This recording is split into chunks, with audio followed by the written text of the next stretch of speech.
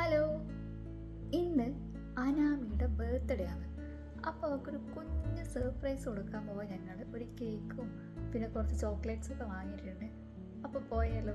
Happy birthday to you, happy birthday to you, happy birthday, happy birthday, happy birthday to U,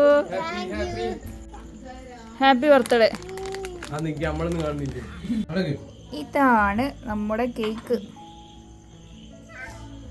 cake കുറിച്ചാലോ?